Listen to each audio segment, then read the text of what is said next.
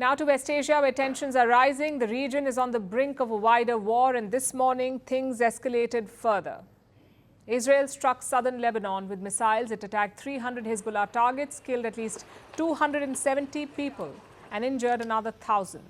The death toll is only a preliminary count, so it is likely to rise. It is the deadliest day of Israeli strikes in Lebanon since the year 2006. People in Lebanon are fleeing the south. Schools have been closed and the locals do not know what to expect. Meanwhile, Beirut is calling this a genocide.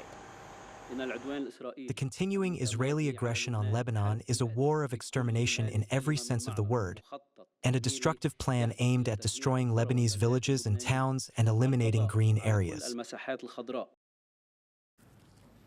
This morning, most Lebanese citizens received a text. It was from Israel asking them to evacuate. This is the first time Israel has sent a message like this, so it took people aback, including the country's information minister. His office too received this message, but he's dismissed it since. Lebanon is calling it psychological warfare. For those who have not yet understood, I want to clarify Israel's policy. We do not wait for a threat. We anticipate it, anywhere, in any arena, at any time. We eliminate senior officials, we eliminate terrorists, we eliminate missiles, and there's more to come. Whoever tries to hurt us, we hurt them even more. I promised that we would change the security balance, the balance of power in the north. That is exactly what we are doing. You heard the Israeli Prime Minister. He wants to change the balance of power in the north, and this is how Israel is doing it. Their first goal was to reduce the threat from Hezbollah, and Israel did it with the pager explosions followed by the missile strikes. Then comes the second goal, pushing Hezbollah back. Israel wants the group out of the border area. And the final goal is to destroy their infrastructure, especially what they've been able to build near the border, the Hezbollah infrastructure.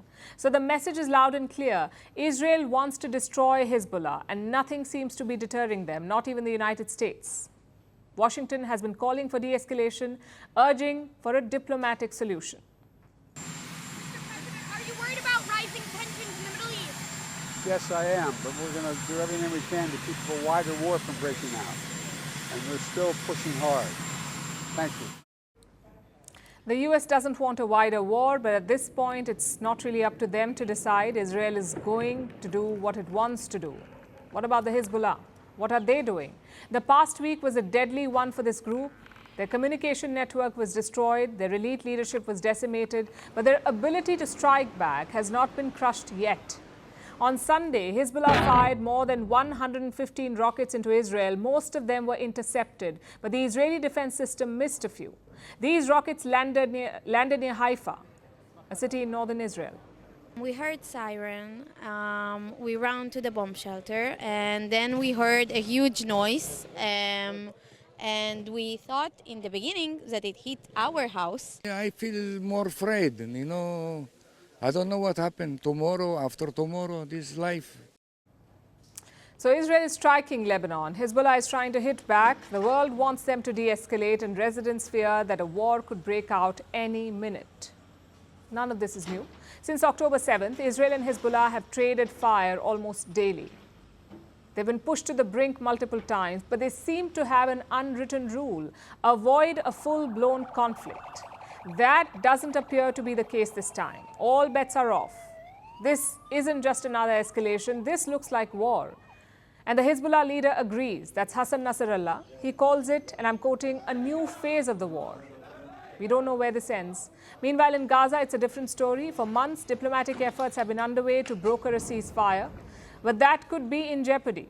Reports suggest that Israel doesn't want a ceasefire. In fact, Prime Minister Netanyahu has another grand plan. He wants to force all Palestinians out of northern Gaza. Why? To starve the Hamas and force the release of Israeli hostages. This weekend, Israel also raided Al Jazeera's office in the West Bank. It's been closed for now. Remember, Al Jazeera is a state-owned Qatari media outlet. Israel says it supported terrorist activities. The network has rejected this. So this is another front that Israel is fighting on, and it has its hands full. We're just days away from the first anniversary of the Gaza war. The world was hoping for a breather, a ceasefire deal that could bring peace. Instead, it's looking worse.